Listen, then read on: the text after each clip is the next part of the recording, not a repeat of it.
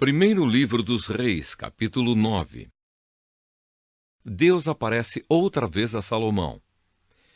Depois que Salomão acabou de construir o templo e o palácio real e tudo mais que havia planejado construir, o Senhor Deus apareceu outra vez a ele, como havia aparecido em Gibeão.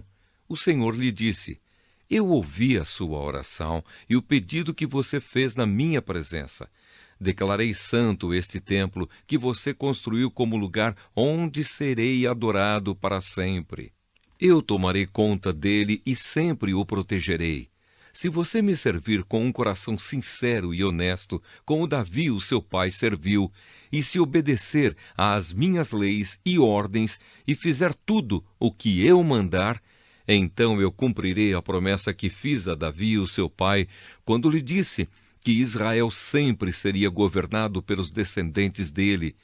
Mas se você ou os seus descendentes deixarem de me seguir, se desobedecerem às leis e aos mandamentos que eu lhes dei, e se adorarem e servirem outros deuses, então eu arrancarei Israel, o meu povo, da terra que lhe dei. E também abandonarei este templo que separei para ser o lugar onde devo ser adorado. Aí todos os povos vão desprezar e zombar de Israel. Este templo virará um monte de ruínas, e todos os que passarem por perto dele ficarão chocados e espantados e perguntarão: Por que foi que Deus fez isto com esta terra e com este templo?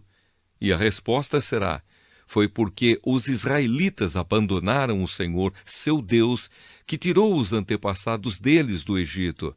Eles seguiram outros deuses e os adoraram e os serviram. Foi por isso que o Senhor fez com que toda esta desgraça caísse sobre eles. Salomão e Hirão. Salomão levou 20 anos para construir o templo e o seu palácio. O rei Hirão da cidade de Tiro havia fornecido a ele toda a madeira de cedro e de pinho e todo o ouro que ele precisou para esse trabalho. Depois que terminaram as obras, Salomão deu a Hirão 20 cidades na região da Galileia. Hirão foi vê-las e não gostou delas. Aí disse a Salomão: Então são estas as cidades que você me deu, meu irmão? Por isso aquela região é chamada até hoje de Cabul. Hirão havia mandado para Salomão mais de 4.000 quilos de ouro. Outros trabalhos e construções de Salomão. O rei Salomão usou trabalhadores forçados para construir o templo e o seu próprio palácio, para aterrar o lado leste da cidade e para construir as muralhas de Jerusalém. Também usou esses trabalhadores para reconstruir as cidades de Azor, Megido e Gézer. Faraó, rei do Egito, havia atacado e conquistado a cidade de Gézer, matando os seus moradores, que eram cananeus, e pondo fogo na cidade. Depois, o rei do Egito tinha dado Gézer como presente de casamento à sua filha, quando ela casou com Salomão.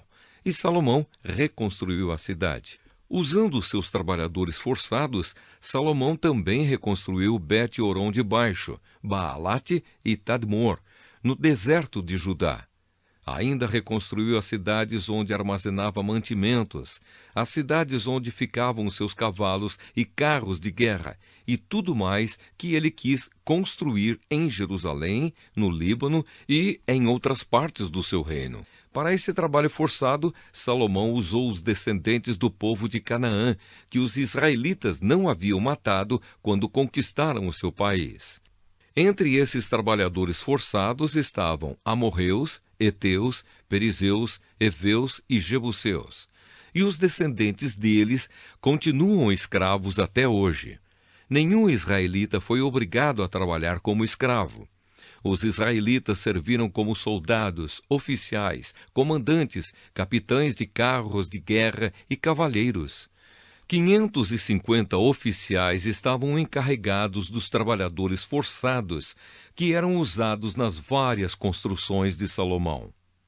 Salomão aterrou o lado leste da cidade depois que a sua esposa, a filha do rei do Egito, se mudou da cidade de Davi para o palácio que Salomão havia construído para ela. 3 vezes por ano, Salomão oferecia sacrifícios a serem queimados e ofertas de paz no altar que ele havia construído para Deus, o Senhor. Ele também queimava incenso ao Senhor. E assim, Salomão terminou a construção do templo. O rei Salomão também construiu uma frota de navios em Ezion-Geber, que fica perto de Elate, no Golfo de Acaba, no país de Edom. O rei Hirão mandou alguns marinheiros competentes da sua frota de navios para navegarem junto com os homens de Salomão. Eles foram até a terra de Ofir e trouxeram para Salomão mais de 14.000 quilos de ouro.